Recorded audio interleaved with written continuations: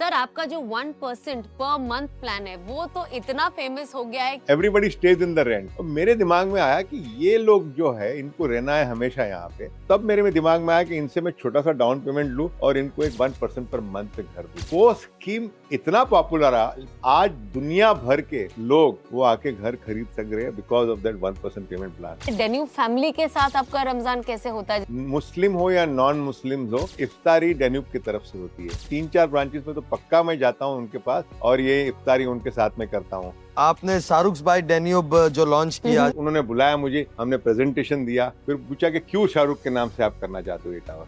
तो एक ही चीज मैंने उनको बताया, 33 इयर्स पहले आप आए थे दिल्ली से मुंबई, कुछ भी लेकर नहीं आए थे।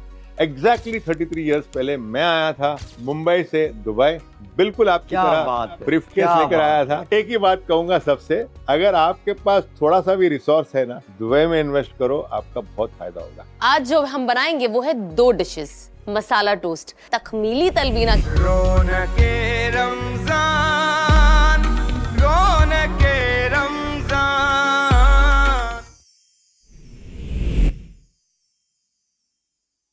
अस्सलामुअलैकुम वरहमतुल्लाहि वबरकातुहू। आप सभी का दिल से इस्तकबाल है। Ahmed Al Maghribi perfumes presents रौनके रमजान पावर्ड बाय डेन्यू प्रॉपर्टीज। आप सबको रमजान बहुत बहुत मुबारक हो। आज का हमारा मौजू है सक्सेसफुल एंटरप्रेन्योर। सक्सेसफुल एंटरप्रेन्योर होना सिर्फ पैसा कमाना नहीं होता, बल्कि विजन, कंसिस्टेंसी और वैल्यूज का इम्तिहान होता है। और आज हमारे साथ ऑनलाइन बात करने के लिए एक ऐसे शख्स मौजूद है जिनकी कहानी बिजनेस सक्सेस के साथ हिम्मत, सब्र और विजन की भी एक बहुत बड़ी मिसाल है। वो शख्स मुंबई के एक सिंपल ज़मीनी सतह से निकलकर दुबई में डेन्यूब ग्रुप जैसा ग्लोबल ब्रांड खड़ा किया। और एक सफ़र, ये सफ़र आसान नहीं होता। मेरी मुराद उससे रिजवान साजन साहब सिर्फ एक सक्सेसफुल बिजनेसमैन ही नहीं, बल्कि एक लीडर है जो बिज़नेस के साथ इंसानियत की वैल्यूज़ और वेलफेयर और पता नहीं कितने ही काम करते हैं। मैं उनको बहुत करीब से जानता हूँ और एक घराना वाला ताल्लुक़ है उनके साथ। तो उन्होंने एक खैर के काम कितने ही दुनिया भर में किए। डेन्यूब वेलफेयर सेंटर के नाम से जिस तरीके से उन्होंने हज़ारों लोगों को ज़िंदगी में पॉजिटिव चेंज लाए, उनके कारोबार का वो ज़रिया बने, उनके रिस्क बढ़ाने का ज़रिया बने। आज हम उनसे बात करेंगे उनके सफ़र, उनकी सोच, बिज़नेस और रमज़ानुल मुबारक और दीन और इस्लाम से जुड़े हुए वैल्यू के बारे में, जो उन्होंने ग्राउंड से कनेक्ट रखता है और उनके अंदर आली सिफ़ात पैदा करता है। उनकी मशगूली की वजह से और उनकी कोई और कमिटमेंट होने की वजह से वो तशरीफ़ नहीं ला सके, तो हमने उनसे दरख्वास्त की कि आप ऑनलाइन ही आ जाएं। उन्होंने हमारी दरख्वास्त को कबूल किया। हमारे लिए सआदत की बात है और हमारे इस प्रोग्राम रौनक रमज़ान में वो ऑनलाइन इस दफ़ा हिस्सा बन रहे। हमारे लिए भी कुछ नया है, कुछ 19-20 हो जाए तो हम माफ़ी चाहते हैं। तो मैं दावत देता हूँ रिजवान साजन साहब को, जो कि founder and chairman of Danube properties है। तो बात करते हैं, उनसे आएँ। रिजवान साहब अस्सलाम वालेकुम रहमतुल्लाहि व बरकातुहू। वालेकुम सलाम अना सना, वालेकुम सलाम। बहुत अच्छा लगा आपसे बात करके। वेलकम वेलकम, रमजान मुबारक हो आपको सबसे पहले तो। और आप लोग को भी बहुत बहुत मुबारक हो। एंड मुझे बड़ी खुशी हुई कि इस शो पे मुझे आपने बुलाया। बहुत शुक्रिया। ये आपका शो है हज़रत, आपका शो है।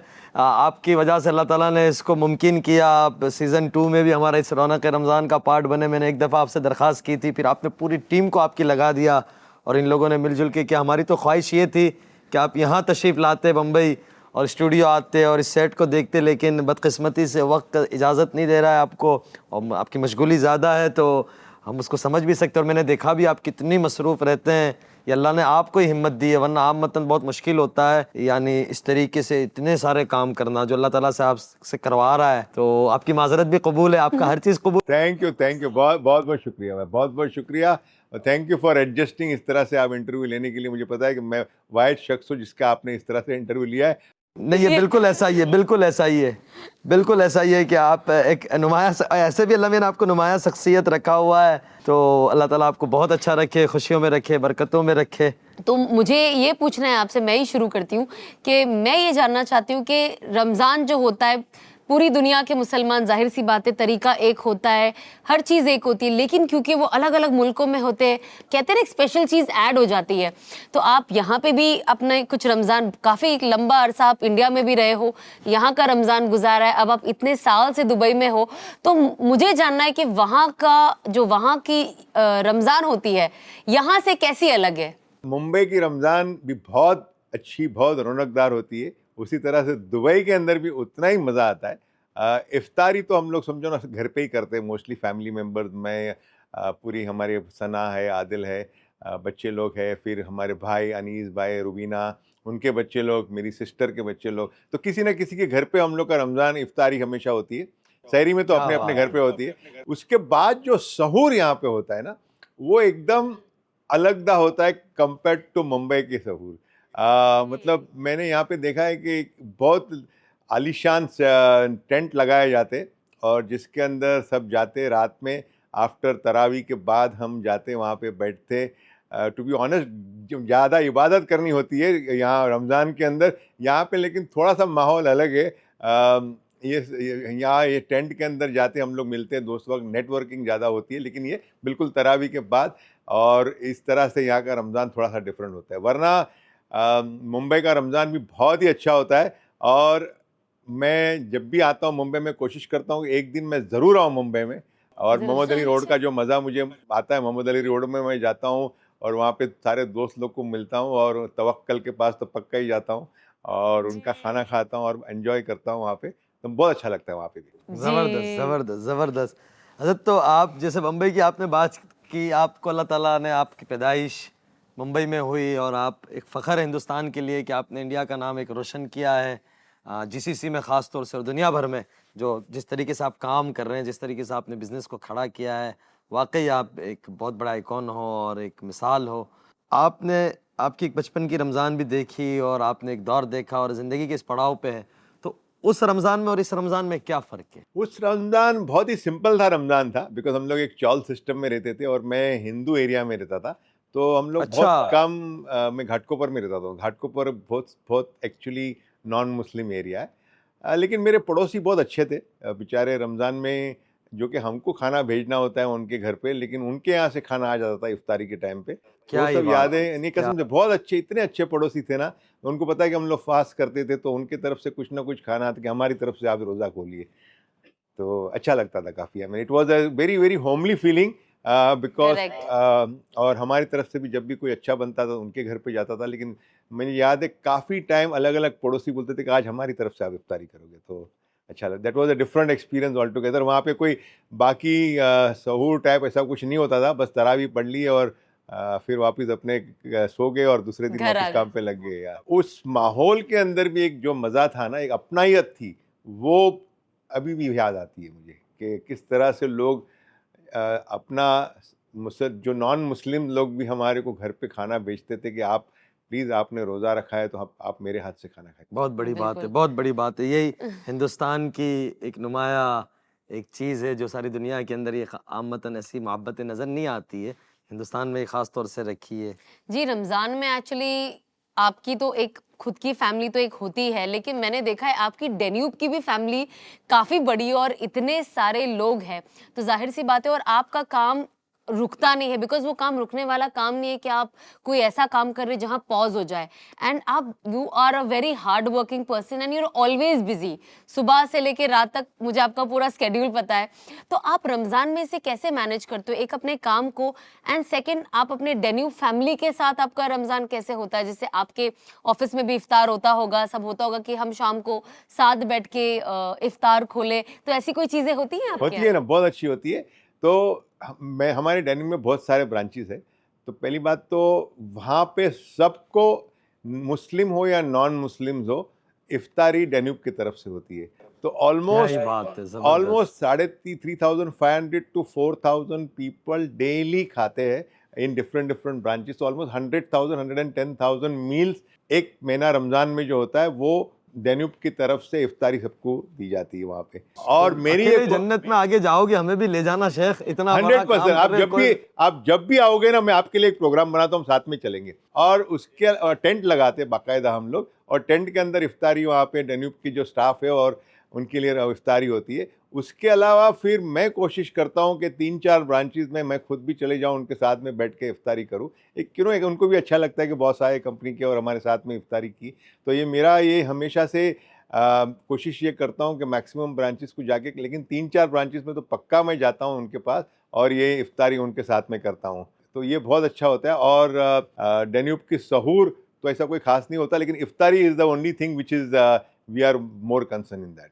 करेक्ट करेक्ट, ज्यादा डेडिकेटेडली होता है ताकि एक वो पूरा दिन इंसान काम करता है और फिर एक साथ बैठ के जब आपका खुद का जो ग्रुप है वो एंजॉय करता है इफ्तार, तो एक उसकी अलग ही बात होती है। बिल्कुल, बहुत इतना अच्छा एंजॉय। आप अगर आपका आना हुआ ना यहाँ पे, मैं आपको लाजमी जरूर हूँ। ले इस जाऊंगा। दफा रमजान में मेरा 15 दिन यहाँ गुजरते, फिर मैं हरमैन चला जाता हूँ, लेकिन इस दफा हरमैन जाते हुए इंशाल्लाह मक्का मदीना एक दिन के लिए दुबई होते और हुए आप जाऊंगा मुझे इंशाल्लाह। बता देना, तो उस दिन मैं रखूंगा हमारे एक शारजा में इंशाल्लाह। सबसे बड़ा एक रखता है वहाँ पे, क्योंकि शारजा में हमारा मेन वेयर हाउस है और एक जबल अली में मेन वेयर हाउस है। 2 जगह पे तो पक्का जाता हूँ मैं, उनके साथ में इफ्तारी करता हूँ, और कभी कभी हो सके तो दूसरे 2 जगह पे, तो चारों जगह पे जाके बहुत अच्छा लगता है मुझे। इंशाल्लाह इस दफा जरूर हाजिर होता हूँ, जरूर हाजिर होता हूँ मैं इंशाल्लाह। सर, आपका जो 1% पर मंथ प्लान है वो तो इतना फेमस हो गया है कि अब जैसे हम डेन्यूब बोलते हैं तो सामने वाला ही बोल देता है 1% पर मंथ प्लान। उन्हें सबको, वो स्कूल के बच्चों को कैसे एक आंसर याद हो जाता है, वो उस तरीके से सबको याद हो गया है। मुझे लगता है जब जैसे अब जब लोग शो देखते हैं और जब जैसे हम कहते हैं डेन्यूब, वो आगे खुद ही बोल देते हैं 1% पर मंथ प्लान। तो ये आप भी जानते हो कि आपकी जो ये लाइन है और आपका ये जो ये जो सिस्टम भी है, ये बहुत फेमस हो चुका है ऑलरेडी और हर कोई इसको जानता है। कैसे आपके दिमाग में आया और ये आपने प्लान कैसे किया? हम जब प्रॉपर्टी में आए ना यहाँ पे, तो बहुत काफ़ी बड़े बड़े लोग यहाँ पे प्रॉपर्टी बेच रहे थे, और बड़ा बड़ा अमाउंट वाले बड़े विल्लाज बेच रहे थे, 4 मिलियन 5 मिलियन दिरहम का। लेकिन मुझे प्रॉपर्टी में आना था और मुझे इन लोगों के साथ में कुछ काम करना था, इनको कम्पीट करना था। मैंने कहा ये सेम चीज़ करूँगा तो कम्पीट नहीं कर पाऊँगा, बिकॉज ये लोग काफ़ी टाइम से यहाँ पे है और इसके लिए पैसे भी बहुत चाहिए मुझे काम करने के लिए। मैंने कहा, लेकिन मुझे रियलाइज़ हुआ कि बहुत सारे लोग जो यूएई में रहते हैं, वो यूएई एक ऐसी जगह है ना, दुबई एक ऐसी जगह है कि अगर आप रहोगे यहाँ पे 6 महीना, उसके बाद आपको दिल नहीं चाहेगा कि आपके शहर में चले जाओ, आपके देश में चले जाओ। भले आप कोई भी दुनिया के कोने से आओगे, दुबई में अगर 6 मैं महीना यहाँ आपने पे आपको बिताया। सिर्फ एक ही चीज बोलना चाहती हूँ, मुझे पता है, sorry to cut you, but जो भी इंसान दुबई आया है वो वापस आज तक नहीं आया है। नहीं आता है। मैं ऐसे किसी को नहीं जानती हूँ जो दुबई छोड़ के आया है। बिल्कुल सही बात है आपकी। और उसमें ऐसा होता था कि वो रेंट पे रहता था, everybody stage in the rent. और मेरे दिमाग में आया कि ये लोग जो है, इनको रहना है हमेशा यहाँ पे, क्यों रेंट भरे, क्यों ना अपना अपार्टमेंट लेवे। लेकिन अपना अपार्टमेंट के लिए ऑफ प्लान के अंदर बैंक के पास से कोई सहूलियत नहीं होती थी कि बैंक आपको लोन दे। मैंने कहा, मैं इनको मैं बेचना चाहूँगा अपना अपार्टमेंट, इनको बेचना चाहूँगा बिकॉज इनको ज़रूरत है, और ऐसा कुछ स्कीम निकालो ताकि ये खरीद सके। और तब मेरे में दिमाग में आया कि इनसे मैं छोटा सा डाउन पेमेंट लूँ और इनको एक 1% पर मंथ पे घर दूँ। और वो स्कीम इतना पॉपुलर रहा। इनिशियली तो मैं सोचा था खाली यूएई को दूंगा। आज दुनिया भर के लोग जिनको दुबई में घर खरीदना है और जो सोच भी नहीं सकते कि मैं दुबई में घर खरीद सकता था, वो आके घर खरीद सक रहे हैं because of that 1% payment plan. Because क्या होता है कि जब भी तुम काम कर रहे होते हो ना, तुम्हारे पास एक नॉर्मल सेविंग तो होती है, एक छोटा सा सेविंग आपने बचा के रखा होता है, भले 10 लाख रुपया हो, 20 लाख रुपया हो, आपने वो लगा दिया डाउन पेमेंट के अंदर। बैलेंस जो है वो 1% पर मंथ, 2 लाख रुपया पर मंथ आप देके जा रहे हो मुझे। तो वो कितने लोगों की मैं देखता हूँ कि जब वो चाबी मिलती है ना, तो जिस तरह से मुझे बोलते हैं, रिजवान भाई हम कभी सोच भी नहीं सकते कि दुबई के अंदर हमारा घर होगा, आपने मुमकिन कर दिया। तो ये बहुत फ़ायदा लोगों को हुआ और मुझे भी फ़ायदा हुआ, और मुझे अच्छा लग रहा है कि इसकी वजह से इतने लोगों को घर दे पाया मैं दुबई के अंदर। बिल्कुल। और आपके सारे घर माशाल्लाह से फुल्ली फर्निश्ड है और आप लग्जरी अप्लायंसेस है और इतनी सारी एमेनिटीज जो आप दे रहे हो, तो ये आपने कैसे सोचा? मतलब कि आप जब ये प्लान कर रहे थे ये सारी चीज़ें कि मैं जब इनको घर दूंगा तो मैं ये भी फुल्ली फर्निश्ड कर दूंगा, ये भी पूरा सेट कर दूंगा और सब लग्जरी होगा, because obviously Dubai is all about luxury and Dubai is all about richness, चाहे वो मिनिमल हो या ज्यादा हो, लेकिन it's all about luxury. And I think कहीं ना कहीं लोग जब इन जनरल भी छुट्टी मनाने आते हैं या रहने के लिए आते हैं, उनके जहन में एक दुबई जब आप बोलो तो लोगों के जहन में सिर्फ लग्जरी ही आता है, द फर्स्ट वर्ड। तो आप जब ये सब चीज प्लान कर रहे थे कि मैं घर दूंगा तो उनको लग्जरी अप्लायंसेस लगाऊंगा, ऐसे करूंगा वैसे करूंगा, तो आपने ये क्या देखकर आपने ये प्लान किया कि मैं इन्हें इस तरीके से फुल्ली फर्निश्ड घर दूंगा ताकि बस ये अपना सूटकेस लेकर एंटर करें? जी, पहले स्टार्ट किया हमने 1% से, और मेरा हमेशा से ऐसा है कि कस्टमर को कुछ ना कुछ नया दो, कुछ ना कुछ ऐसा करो। जैसे आप हमेशा मैं बोलता हूँ एमिरेट्स एयरलाइन में जब भी आप ट्रैवल करोगे ना, आपको और कोई एयरलाइन में जाने का दिल नहीं करेगा। बिल्कुल क्यों? बिकॉज एमिरेट्स एयरलाइन आपको इतना पैम्पर करता है।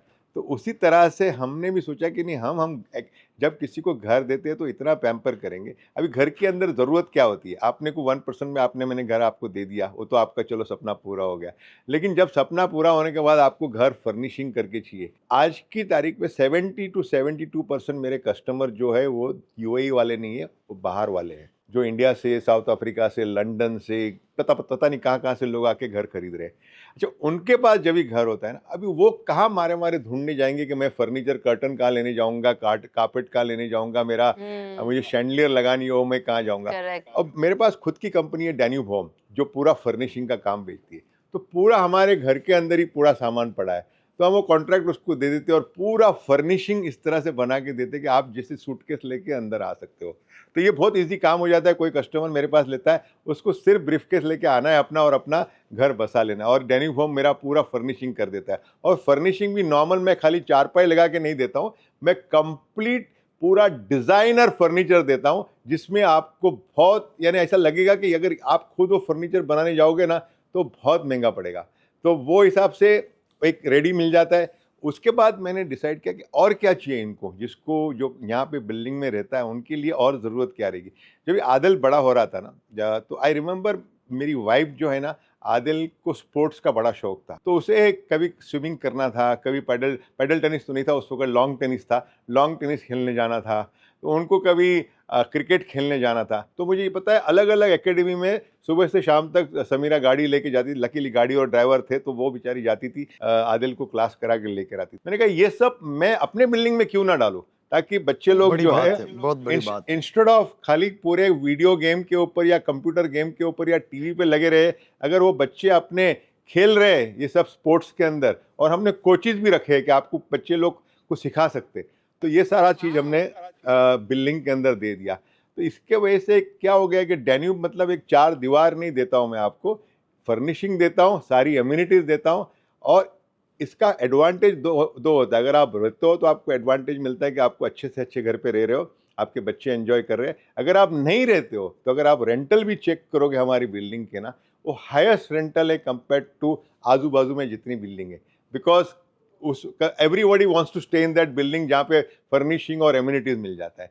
तो मुझे अच्छा लगता है कि मेरी बिल्डिंग के अंदर, जैसे एमिरेट्स एयरलाइन का, भले आप नहीं ट्रैवल करोगे और कोई एयरलाइन के अंदर, एमिरेट्स ही ट्रैवल करोगे बिकॉज उसके अंदर एम्यूनिटीज मिलती है, उसी तरह से हमारी बिल्डिंग में रहोगे बिकॉज आपको ये सब मिलता है। तो आप जो फर्निशिंग करके देते हो, तो आप एक स्टैंडर्ड फर्निशिंग होती है हर अपार्टमेंट के लिए, कि अगर आपका कस्टमर को, जो आपके जो बायर है, अगर उनको कोई एक स्पेसिफिक स्टाइल उनके जहन में हो, तो आप उसको थोड़ा उसके हिसाब से कस्टमाइज या ऑल्टर करते हो? मुझे तो ये मेरे जानना था, पास because इसके बारे में बहुत लोग को जानना कस्टमर के पास मैं 3 चॉइस देता हूँ, 3 चॉइसेस। अच्छा, 3 ऑप्शंस है। 3 ऑप्शन होता है।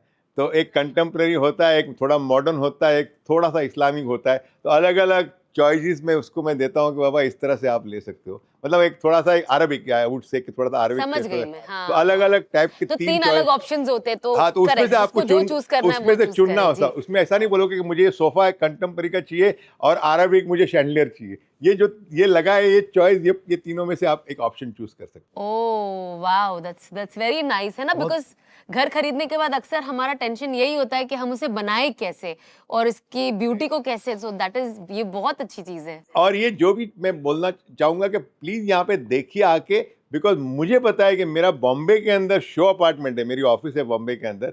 वो शो अपार्टमेंट बनाने के लिए 1 बेडरूम का अपार्टमेंट के लिए 60 लाख रुपीज मुझे लग गए थे। 60 लाख रुपए सिर्फ शो अपार्टमेंट, बिकॉज जिस तरह से मैं बनाना चाहता था दुबई स्टैंडर्ड के हिसाब से। तो ये मैं आपको फ्री ऑफ कॉस्ट देता हूँ।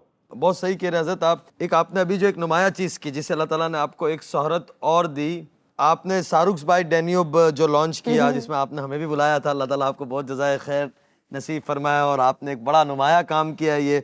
और बड़ी बात ये हुई कि उसको फौरन आपने सोल्ड आउट कर दिया, शायद एक ही दिन में सोल्ड आउट हुआ वो। मैं हाँ जी, बड़ा अच्छा, बिकॉज लोगों ने बहुत पसंद किया और दुनिया भर के लोगों ने उसको इमीडिएटली डिमांड आई, बिकॉज वो लोकेशन भी बहुत अच्छा था। शाहरुख बाय डैन्यूब शेख जायद रोड पे था, और शेख जायद रोड दुबई का प्राइम लोकेशन है। एम्यूनिटीज़ भी भर भर के डाला था हमने, मतलब ऑफिस के अंदर आपको एम्यूनिटीज़ नज़र नहीं आएगी। तो ऑफिस के अंदर हमने इस तरह से लगा कि आप ये ऑफिस में काम करने ही, ऑफिस के अंदर काम और खेलने दोनों चीज़ कर सकते हो आप। तो उस तरह से वो भी एक पॉपुलर हो गया। बिल्डिंग भी एकदम हट के बनाई थी, जो बिल्डिंग ऐसे नुमाया बनाई है आपने। बिल्कुल बिल्कुल। तो और शाहरुख का नाम आने से 4 चांद लग गए बिल्डिंग के अंदर, तो वो सब इसके वजह से लग गया भाई। तो इस कोलैबोरेशन का हजरत ध्यान कैसे आया उसका, यानी उसके जहन में आपको कैसे आया कि इसको करें, तो उसका कुछ बताएं कि ये आइडिया कैसे आया।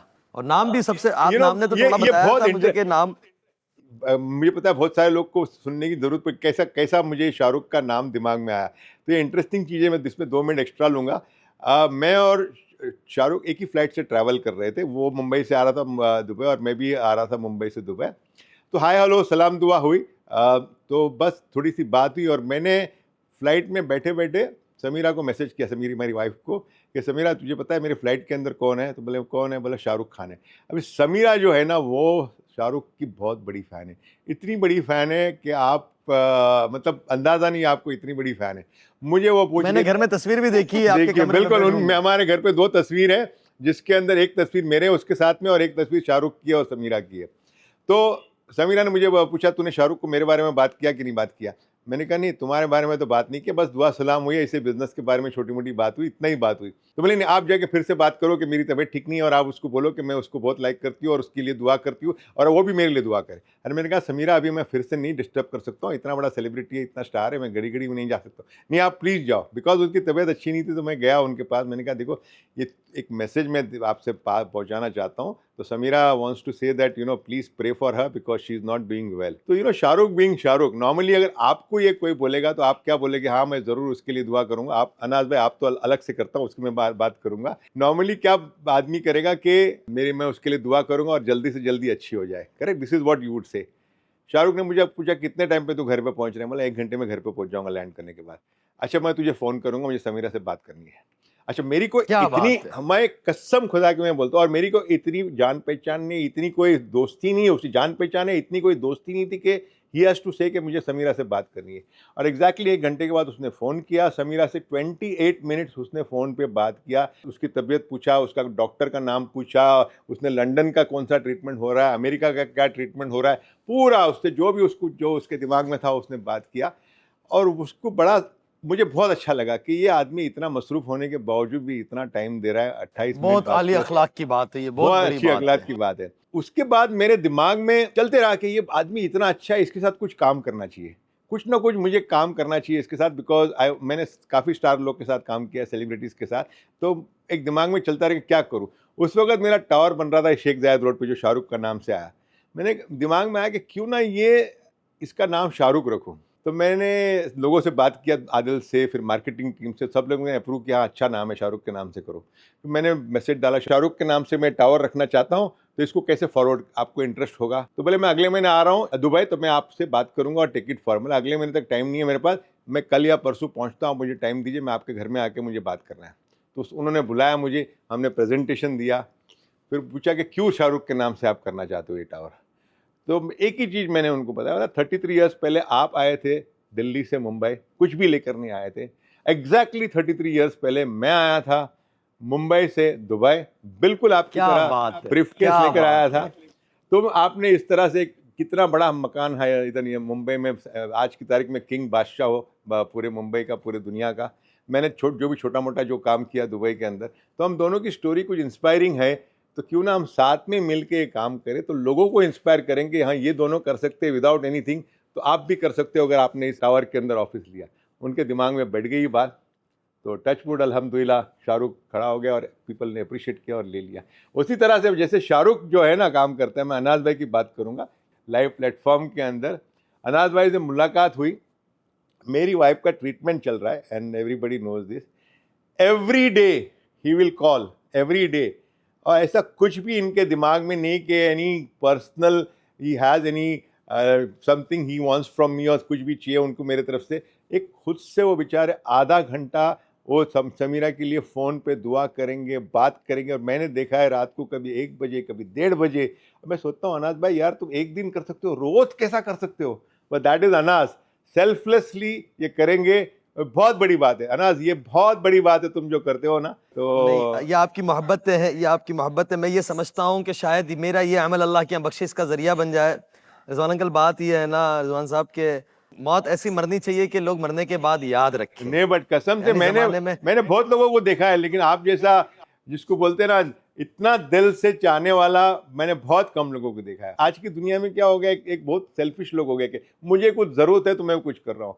मैंने आपका अंदाज में देखा कि कुछ भी मतलब nothing you want from me और nothing I want to give you, but you will still keep doing that good things and I am sure ये जो आप मेरे साथ कर रहे हो पूरी दुनिया में इसी तरह से आप करते होगे सबके साथ में। मुझे इसकी बरकतें कितनी मिली है मुझे पूछे, मैं वल्लाह मैं आंटी से कहता हूँ, मैंने कहा आंटी दुआ करे अल्लाह ताला सब खैर करे, आफियत करे, बरकतें दे। वल्लाह मुझे उनकी दुआएं, मेरे वालिदैन की दुआएं तो हैं लेकिन उस अल्लाह की बंदी की इतनी दुआएं मिली है और मैं आंटी के लिए दुआगो हूँ। हमारे इस प्लेटफॉर्म से रौनक रमज़ान के नाजरीन से भी दरख्वास्त करता हूँ कि दुआ करे अल्लाह ताला उन्हें शिफाए कामिला आजिला दाइमा मुस्तमिला नसीब करे, आपकी जोड़ी को जन्नत की जोड़ी बनाए। और जिस तरीके से वो आपका और आदिल भाई का ख्याल करते वाकई, और उनके अंदर जो सादगी, और मैं आपकी बात करूंगा रिजवान साहब कि अल्लाह ताला ने आपसे नुमाया काम कराया। आपको अल्लाह मियाँ बम्बई, एक आदमी धरावी में रहने वाला जो सोच नहीं सकता, कुवैत गया, अपनी मैं पूरी फैमिली के आप जानता हूँ जिस तरीके से आपने भाई बहनों को लेके चले, और वालदा का जिस तरीके से, अपनी वालदा है इस वक्त अल्लाह उनकी लंबी उम्र देसी है सलामती के साथ, उनका ख्याल करते हैं आप और लेके चलते हैं। और उसके बाद आपने पूरे डेन्यू फैमिली को जैसे खड़ा किया। बंदा सोचता है, पहले सर्च करता है ये बंदा कहाँ का है, कोई आपको अरब समझता है, कोई कहाँ से समझता है, कोई कहाँ से समझता है, और उसके बाद जब आपके बारे में देखते हैं तो बोले ये है। लेकिन जब आदमी मिलता है तो आप जिस एतबार से हर एक बंदे पे, क्योंकि हेडक्वार्टर जो हमारा है डेन्यूब का, हज़ारों लोग दिन में आते हैं और आप उसी एनर्जी के साथ मिलते हैं, सुबह 10 बजे से रात 10 बजे तक होते हैं, और इतना लंबा काम, और फिर जो प्रोजेक्ट्स कर रहे होते हैं उन लोगों का ध्यान रखना, और मेरे जैसे कितनों के साथ टच में रहना, तो ये बहुत बड़े दिल की बात है। यानी आप दोनों का बड़ा अल्लाह मियां ने सही किया हुआ है। आप मेहनत करते, कुरान की आयत वल्लदीना जाहदू फीना लनहदियन्नहुम सबुलना, जो मेहनत करेगा अल्लाह उसके फल उसको जरूर देगा।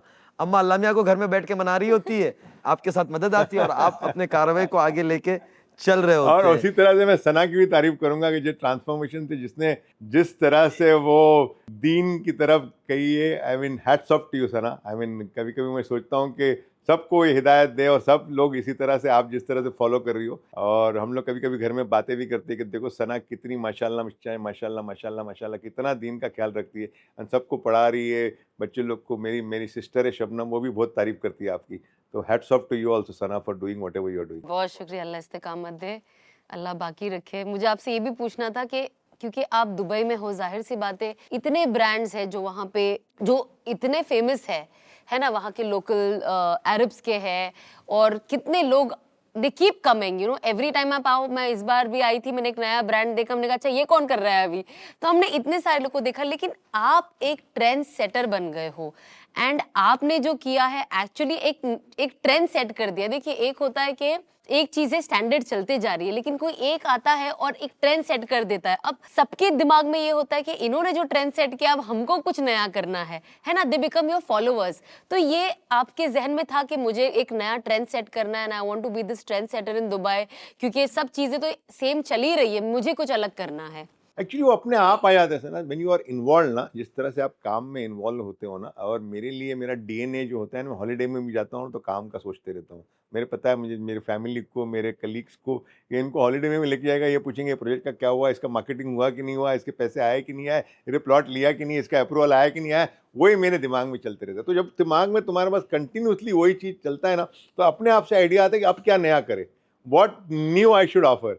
तो नया नया हमेशा सोचते रहते हैं। अभी हम लोग नया प्रोजेक्ट डालने वाले हैं, तो उसके अंदर मैं सोचता हूँ कि अभी हमने तो हेलीपैड बना दिया, और नया प्रोजेक्ट के अंदर मैं सोचूंगा कि मैं उस कस्टमर को यॉट दूँ, मतलब वो कस्टमर यॉट के अंदर सफर करेगा। तो यू नो, एक नया चीज हमेशा नयापन लाना चाहिए। हाँ, तो यही चीज है कि आपके दिमाग, यानी हमेशा तुम अगर सोचते रहोगे ना कि कस्टमर के लिए क्या करना चाहिए, तो अपने आप से दिमाग चलते रहता है फिर वो। बिल्कुल बिल्कुल। आप जैसे मैंने कहा कि आप ऑलरेडी, आपका ओवरऑल बिजी स्केड्यूल है, आपके नए प्रोजेक्ट्स लॉन्च हो रहे हैं जो रेडी टू लॉन्च है, कुछ अंडर क्या कहते हैं प्रोग्रेस में है। तो ये सारी चीज में जब रमजान आता है तो आपका स्केड्यूल कैसे हो जाता है? बिकॉज ऐसे ही दिन इतना बिजी होता है, लेकिन तब इंसान कैसे खा पी लेता है, अपनी नमाज हमने अपनी वक्त पे अदा कर दी, वो अलग। बट रमजान आता है तो सबकी लाइफस्टाइल चेंज हो जाती है, लेकिन एग्जिस्टिंग लाइफस्टाइल के साथ आपको उस लाइफस्टाइल को, वो चेंज को भी लाना है, और रमजान को भी हमें फुल यूटिलाइज करना है। तो आप वो कैसे कर पाते हो फिर? एडवांटेज ये क्या, इस्लामिक कंट्री है ना ये, तो ये वर्क टाइमिंग चेंज हो जाता है रमजान के अंदर। नॉर्मली हम लोग काम करते हैं 8 घंटा ऑफिस आवर्स के हिसाब से, 8 साढ़े 8 घंटा काम करना होता है। मैं तो 10 साढ़े 10 11 घंटा करता हूँ। रमज़ान की अलावा बात करता हूँ, बाकी जो 8 आवर्स काम करते हैं ना, उनके लिए 2 घंटा कम हो जाता है। तो सुबह, हाँ, ये सबके लिए 6 hours only they have to work during Ramzan. तो वर्कर्स भी जो है ना 7 बजे जो चालू करेंगे काम, उनको 6 घंटा मतलब 8 9 2 बजे उनका काम ख़त्म। 2 बजे आप जाओ, बिकॉज मेजोरिटी लोगों ने रोज़ा रखा होता है, तो 2 बजे उनका काम खत्म हो घर चले जाते हैं। मेरा काम जो है वो 7 बजे की जगह पे मैं 10 साढ़े 10 बजे आता हूँ, और मेरा काम 4 बजे तक हो जाता है, 4 साढ़े 4 तक होता है, फिर मैं घर चले जाता हूँ। उसके बाद फिर अपनी इफ्तारी होती है और जो भी तरावी पढ़नी होती है, उसके बाद फिर हम लोग सहूर के लिए मिलने लोगों को जाते हैं। तो दिस इज़ हाउ मेरा शेड्यूल होता है, या जो बिजनेसमैन है या जो भी वाइट कॉलर लोगों का नॉर्मली यही हिसाब किताब होता है। बट वर्कर्स लोग बेचारे 7 बजे से लेकर 2 बजे तक उनका काम खत्म हो जाता है, वो फ्री हो जाते हैं। तो ये बहुत बड़ी बात है, बिकॉज रमजान के अंदर सब नॉन मुस्लिम या नॉन मुस्लिम सबको 2 बजे छुट्टी कंपलसरी देनी होती है। बहुत बड़ी वाह, ये बात बहुत है, अमेजिंग बड़ी है। बात। बिल्कुल। वो मैं आगे जाते हुए एक सवाल, एक आपसे एक और गुजारिश करूं कि मार्केट में, बाजार में चल रही है कि शाहरुख 2.0 जैसा रूमर्स चल रहे हैं कि आप इन ऐसा कुछ 2.0 2.0 ऐसा कुछ क्या है, कुछ है क्या? ये दिमाग में तो है, चल रही है बातें उनके साथ, अल्लाह ने चाहा तो होगा जरूर। जैसे डॉन 1 आई थी, बाद में डॉन 2 आई, डॉन 1 सक्सेसफुल रही तो डॉन 2 आना था, आ गई थी, तो उसी तरह से बातचीत चालू है। तो अल्लाह ने चाहा था, कंफर्म हो गया तो शाहरुख 2 भी आएगा, और जिस तरह से नंबर 1 आया उससे कुछ बेहतर ही आएगा। कोशिश ये रहेगी कि अगर आ गया तो इतना अच्छा आएगा कि जिसने शाहरुख 1 में इन्वेस्ट किया वो सोचेगा यार मैंने रुका क्यों, मैं शाहरुख 2 में क्यों नहीं इन्वेस्ट कर रहा हूँ। तो इस तरह नहीं, इतना अच्छा बिल्कुल। लेकर आऊंगा मैं। हमारी भी दुआएं हैं, अल्लाह ताला आपके इस नेक इरादों को और ये जो आपकी सोच है, ख्वाहिश है, इसको अल्लाह करीम पूरा करे, आपके लिए भी, शाहरुख साहब के लिए भी, उसको खैर का, आफियत का, सुकून का बाइस बनाए, अल्लाह ताला मज़ीद तरक्कियों से नवाजे। अब मैं आगे आऊँ, मुझे बहुत, यानी मैं अल्हम्दुलिल्लाह, आपने अपने फैमिली का मेंबर समझा हुआ है, मैं बहुत सारी चीज़ें जानता हूँ आपकी, कि आप कितने गारे खैर के काम कर रहे होते हैं। जिस तरीके से आपने डैन्यूब में वेलफेयर सेंटर जो वर्कर्स के लिए होते हैं, उसके लिए आपने उनकी लैंग्वेज सही हो जाए, उसका बेस ट्रेनिंग दी जाती है, और उसके पीछे अल्लाह की मदद और आपका आली अखलाक होना, तो अल्लाह ताला ने इतना बड़ा मकाम दिया है। तो आपने ये सारी चीज़ें की है, और जो आप वेलफेयर के काम करते हैं, और ख़ासतौर से सबसे बड़ी चीज़ है कि अपने यहाँ काम आदमी बाहर तो कर लेता है, लेकिन अपने यहाँ के स्टाफ को थोड़ा बहुत ऊपर नीचे हो जाता है ना, तो वो 19-20 लगा देता है। उससे पीछे आऊँ मैं, तो कोरोना में आपने सारे स्टाफ को पूरी तनख्वाह दी, ये एक बहुत बड़े दिलगुजर की बात होती है। तो मैं तो इसमें, इस्लाम में तो बहुत इसके दीन के अंदर हमारी बड़ी रखी है, लेकिन इसकी वैल्यू आप कैसे जोड़ते हैं इंसानियत और इस्लाम के एतबार से, कारोबारी आदमी होते? एब्सोल्युटली। ये क्या हुआ था कि ये हम लोगों ने जो वेलफेयर सेंटर चालू किया, डैन्यूब वेलफेयर सेंटर, तो बेसिकली क्या हम कर रहे हैं कि यहाँ पे जो ब्लू कॉलर्ड वर्कर्स होते हैं, जो काम करने वाले, जो आपके यहाँ मजदूरी करते हैं, उनको इंग्लिश का प्रॉब्लम है। ये मुझे कब ख्याल आया, हम लोग एक स्टाफ की पिकनिक में गए थे। स्टाफ की पिकनिक में जब गए ना, तो वहाँ पे एक वेंकट नाम का आदमी था, बहुत अच्छा काम करता था। तो हम लोग कुछ गेम खेल रहे थे, मैंने वेंकट को लिखा, वेंकट तुम स्कोर लिखो। तो वेंकट मेरी शक्ल देख रहा है, मैंने कहा स्कोर लिख वेंकट, तो ऐसा कर रहा है। तो मुझे गुस्सा आया, फिर मैंने किसी और को बोला, मैंने कहा यार स्कोर लिखो तुम। फिर दूसरे दिन मैंने वेंकट को बुलाया, वेंकट तुम ऑफिस में, मैं तुझे बोला स्कोर लिखने के लिए, तू कभी हाँ मुंडी हिला रहे हो, कभी मुंडी नीचे कर रहे हो, प्रॉब्लम क्या है? तो मुझे बोलता है सर मुझे इंग्लिश नहीं आती। अरे मैंने कहा तुझे इंग्लिश नहीं आती, तू इतना अच्छा काम करता है। तो मुझे थोड़ा ताजुब हो गया कि इसको इंग्लिश नहीं आती। तो फिर मैंने उसको पूछा तुझे इंग्लिश सीखना है? तो बोला हाँ मुझे सीखना है सर इंग्लिश। तो फिर मैंने HR डिपार्टमेंट से बात किया, मैंने कहा सारे लोगों को बुलाओ जिसको इंग्लिश सीखना है, मुझे एक मीटिंग करनी है उनके साथ। तो उस वक्त ऑफिस के अंदर मैंने बुलाया और लोगों को पूछा कि आप लोग को इंग्लिश सीखना है क्या, बिकॉज उनको बेचारे को काम कर रहे हैं, उनको बेसिक इंग्लिश भी नहीं आती है। कंप्यूटर तो छोड़ो, बेसिक इंग्लिश भी नहीं आती कि वो किस तरह से लिखना पढ़ना, अगर उनके सामने कोई इमिग्रेशन का फॉर्म दे दो लिख नहीं पाएंगे। काफ़ी लोगों को नहीं आता था। तो हमने डिसाइड किया कि हमारे ऑफिस के अंदर, मेरी सिस्टर ने स्टार्ट किया ये वेलफेयर सेंटर, वो बोले कि मैं सिखाऊंगी सबको। तो फिर हमने वहाँ पे क्लासेस किए, खाली इंग्लिश नहीं, उनको कंप्यूटर सिखाया। और उससे एक एडवांटेज ये हुआ कि जो मेरे यहाँ काम करते थे ना, वो आज एक वर्कर का काम करते थे, एक नॉर्मली सामान उठा के रखने का काम करते थे। उनको इंग्लिश आने की वजह से, थोड़ा सा बेसिक आने की वजह से उनका ग्रेड चेंज हो गया। मतलब कि वो अच्छा काम कर, सुपरवाइजर का काम करने पड़े, क्लर्क का काम करने लग गए। तो उनकी जो सैलरी 1500-2000 दिरहम थी, वो सीधा 300, 400, 20, 25, 30% का उनका इजाफा हो गया ना। उसके लिए वो 500-600 दिरहम बहुत बड़ी बात होती थी कि बिकॉज, और सिंपल था, मैंने कुछ भी नहीं कोई बड़ा काम किया था, मैंने सिर्फ एक क्लास बनाया, और क्लास के अंदर मैंने उनको कंप्यूटर सिखाया और बेसिक इंग्लिश सिखाया। फिर मैंने सोचा कि ये सिर्फ हमारे कंपनी में क्यों ना सबको किया जाए। तो जहाँ पे हम लोग थे जबल अली के अंदर, तो जबल अली के अथॉरिटीज़ के अंदर मेरी सिस्टर की, उन्होंने बात की अगर हमको आप इजाज़त दोगे तो हम ये सारी कंपनियों को पढ़ाना चाहेंगे इस तरह से। तो ये जबल अली में स्टार्ट हुआ। अभी हम मुंबई में भी सेम चीज़ कर रहे हैं। जी जी, मुंबई में अंदर थोड़ा सा वो भी बता दें। हाँ, कुर्ला के अंदर है एक रेशमा जी कर रहे करके, और यहाँ से दुबई से एक हमारी टीचर जाती है जो इंडियन हाई स्कूल की टीचर है, वो जाके खुद पूरा क्लासेस लेती है, और सारे बच्चे जिनको उनके माँ बाप भेज नहीं सक रहे स्कूल के अंदर, वो आप पढ़ रहे हैं कम से कम 300-400 कुर्ला के अंदर ये पढ़ रहे हैं। बहुत बड़ी बात है रिजवान साहब। This is a very very small thing if you ask me. मैंने कोई बड़ा कोई वो नहीं किया, बट उसके वजह से काफ़ी लोगों को फ़ायदा हो रहा है, और मुझे खुशी होती है कि ये तालीम लेने से वो एक अलग लेवल पे जा सकते हैं।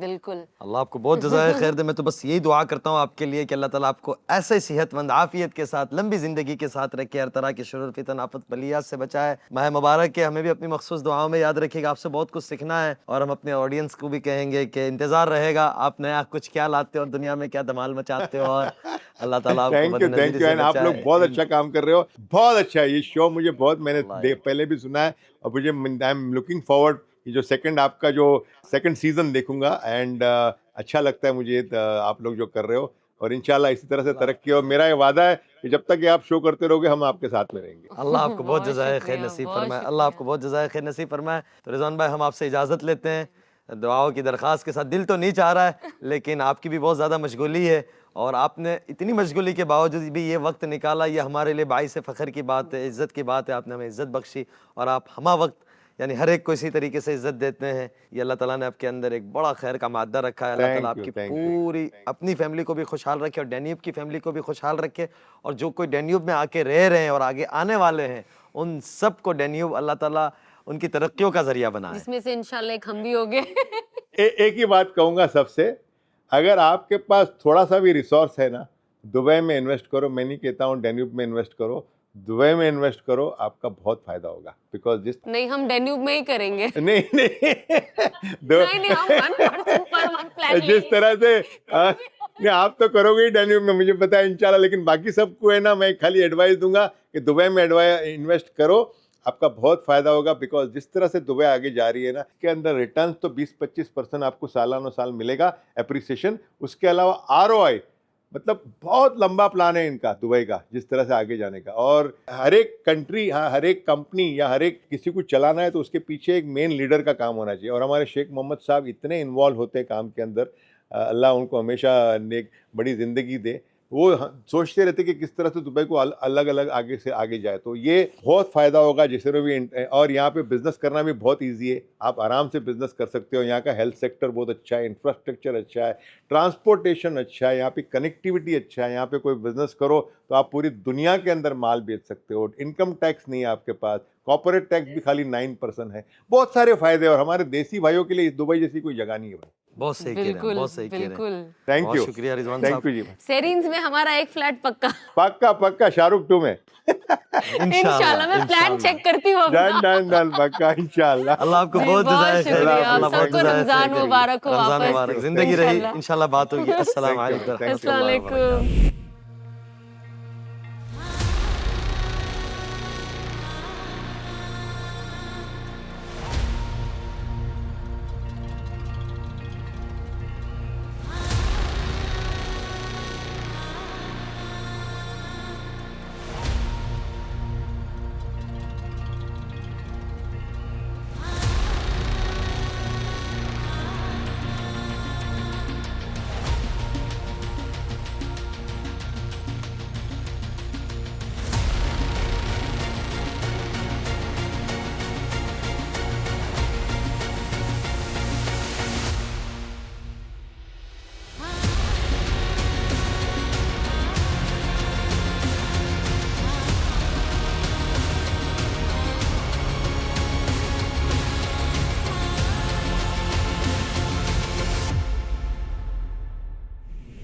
वेलकम टू रौनक रमदान का किचन। एंड यस, आज मैं अकेले बनाऊंगी बिकॉज अकेले थोड़ा आसान हो जाता है बनाना।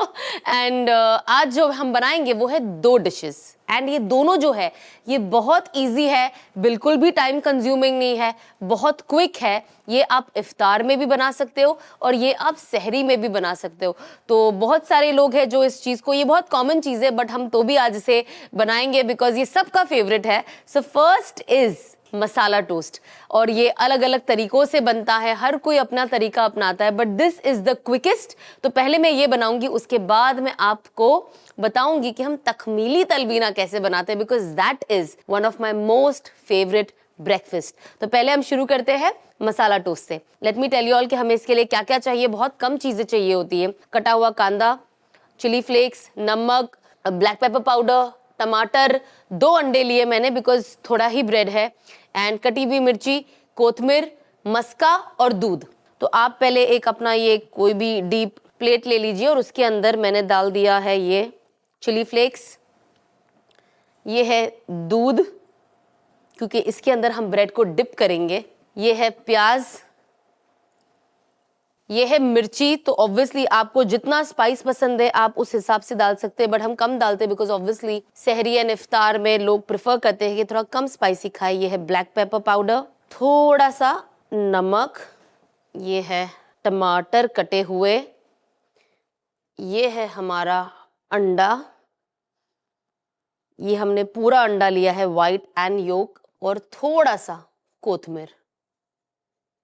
चलिए अब हम इसे मिक्स करते हैं ताकि ये अच्छे से मिक्स हो जाए। इस तरीके से आपको इसको मिक्स करना है ताकि जितना भी जो भी हमारे इंग्रेडिएंट्स हमने डाले हैं वो अच्छे से इसके अंदर ब्लेंड हो जाए और एक अच्छा पेस्ट टेस्टी बन जाए। एंड अंडा इज़ ऑल्सो वेरी हेल्दी, मतलब मुझे तो अंडा बहुत पसंद है, मैं ब्रेकफास्ट में और इफ्तार में पसंद करती हूँ। अंडा खाना होता तो हम घर में कभी कभी अंडे को बॉईल करते हैं और भजिए के पेस्ट के साथ उसे तल देते हैं ताकि शाम को हम जब रोज़ा खोले तो हर इंसान, मतलब हमारे घर में हम सब डिवाइड कर लेते कि सब एटलीस्ट एक एक अंडा खा ले, तो 2-2 पीस आप। लेकिन ट्रस्ट में जब आप अंडे की भजिया बनाओगे यू विल लव इट। बहुत सिंपल है, इसीलिए हम यहाँ बनाकर नहीं दिखा रहे, वो तो आप भी आसानी से बना सकते हो, ज़्यादा कुछ नहीं है। अब जैसे कि आपने देखा कि हमने इसके अंदर ये मिक्स कर दिया, अब हम गैस ऑन करेंगे और इसका जो बेस होगा वो होगा बटर। गैस को थोड़ा सा हम पैन को गरम कर लेते हैं। इसके बाद ये जो क्यूब वाले बटर है हम इसमें थोड़ा सा डालेंगे एंड ब्रेड को इस पेस्ट में, ये जो हमने बनाया है मिक्स, इसके अंदर डुबाएंगे एंड डिप करेंगे एंड फिर इसे आसानी से स्लो धीमी आंच पर इसे थोड़ा हल्का, जैसे हम ऑमलेट को ब्राउन होते हुए लाइट देखते, बस उतना ही करना और ये पक जाता है। चले डाले हम एक बटर, 2 डाल देते क्योंकि बटर थोड़ा थोड़ा डालना इज इजी, क्योंकि ये पता है जितना गर्म होता है फिर बटर सूख जाता है पैन पे, तो थोड़ा थोड़ा डाले एंड उसको अच्छे से आप सब जगह पे स्प्रेड कर दीजिए। मैंने गैस को अभी स्लो कर दिया है। अब हम लेते हैं हमारा ब्रेड। जब आप इसे इसमें डालोगे तो जो सारे मसाले, कांदे, टमाटर, ये सब इसमें आ ही जाएंगे। बिस्मिल्लाह। जो जो नहीं आएंगे आप हाथ से उठा के ब्रेड पे रख दीजिए।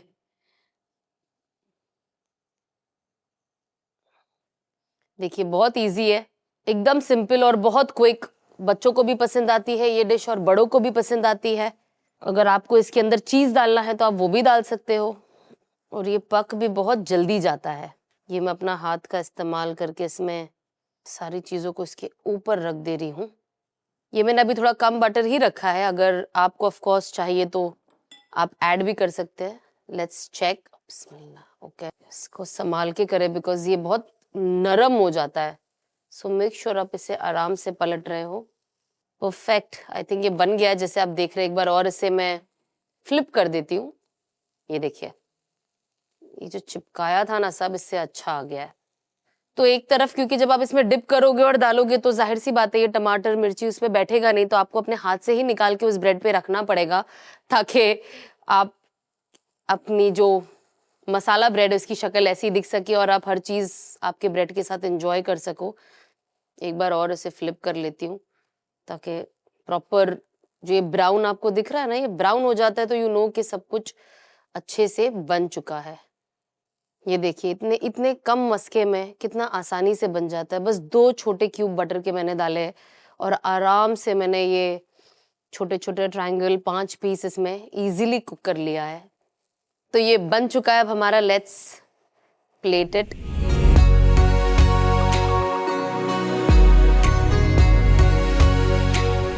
तो जैसे कि मैंने आपको कहा कि पहला वाला डिश तो आसान था ही, बट ये उससे भी ज्यादा आसान है। और सबसे इंपॉर्टेंट, ये मेरा बहुत बहुत बहुत फेवरेट है। आप लोगों ने देखा होगा मैंने कितनी बार अपने सोशल मीडिया पे, अपने इंस्टाग्राम पे हमेशा डाला है मेरी तलबीना के ब्रेकफास्ट को, because this is something that I truly truly truly love. और ये बस 1-2-3 चम्मच आपको बस डालना है, फौरन 5 मिनट में बन जाता है। वह कहते हैं ना, आपका पेट भी भर जाता है, आपको न्यूट्रिएंट्स भी सारे मिल जाते हैं, तो ये आपकी इम्यूनिटी को भी अच्छा करता है, आपका डाइजेशन भी इंप्रूव करता है, तो ये डाइजेस्ट भी बहुत जल्दी हो जाता है। हम शुरू करते हैं बनाना। वैसे तकमीली तलबीना के बहुत सारे फ्लेवर्स हैं, लेकिन आज हम बनाने वाले हैं मिल्क मावा। तो आपके पास बहुत सारे ऑप्शंस भी है रोज बनाने के लिए, बिकॉज जब फ्लेवर्स बढ़ जाते हैं तो जाहिर सी बात है ऑप्शंस बढ़ जाते हैं। एक दिन आप मिल्क मावा खाइए तो दूसरे दिन आप दूसरा फ्लेवर खाइए इनका। इनफैक्ट इनके पास बच्चों के लिए भी है, विच आई लव, क्योंकि बच्चों में डिफरेंस सिर्फ ये होता है कि वो और थोड़ा फाइनली उसका पाउडर होता है, ताकि बच्चों को वो क्या कहते हैं, परेशान ना करे खाने में, क्योंकि आप उनको 7 महीने से दे सकते हो, जब उनका खाने का जो टाइम होता है बस तभी शुरू होता है। तो चलिए शुरू करते हैं हम तलबीना बनाने। तो ये वाला तलबीना थोड़ा अलग है, बिकॉज ऑब्वियसली पाउडर वाला है। तो आप पहले तो दूध डालें, गैस बिल्कुल भी ऑन ना करें, वरना ये स्टिकी हो जाता है। ऐसे बहुत बार हुआ है जब हमें निकालना पड़ा है। ये नॉर्मल गैस पे हमने, नॉर्मल दूध में हमने इसको थोड़ा खोल खोल के डाले, ताकि इसके वो क्लॉट ना हो जाए। वाह, बेटर। थोड़ा और मैं डालती हूँ, पहले मैं इसे अच्छे से मिक्स करती हूँ।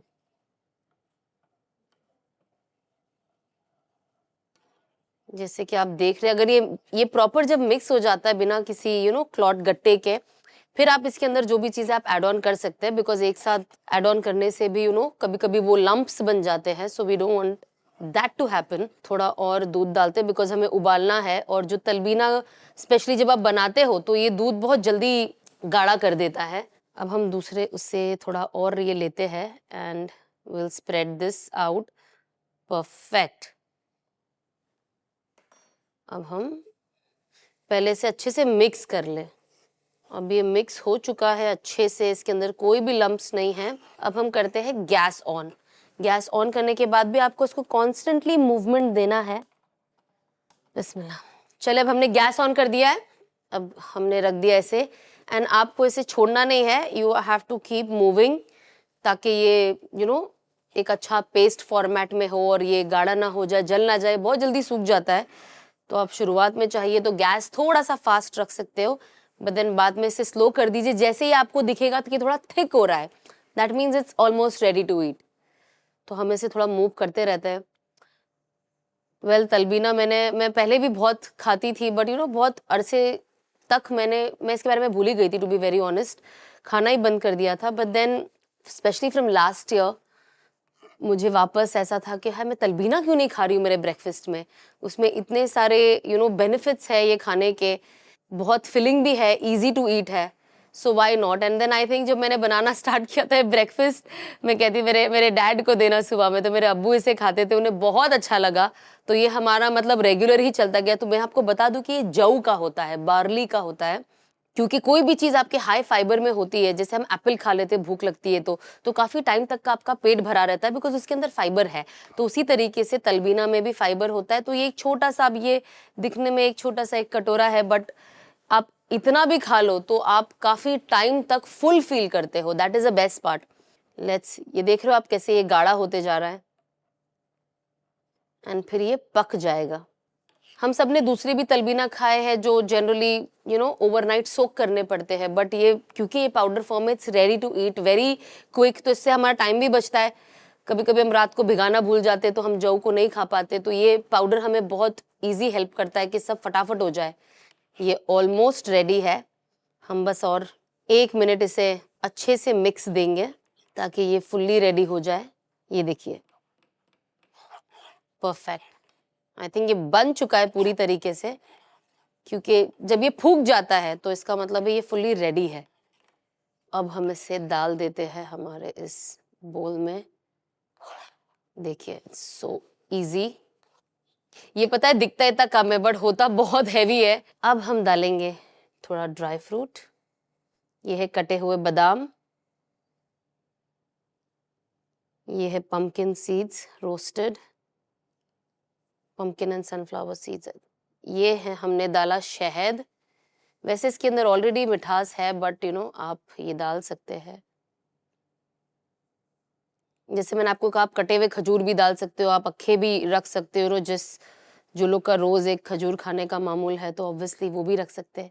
सो ये हो गया हमारा तकमीली तलबीना तैयार। आज जो हमने यूज किया है वो है मिल्क मावा।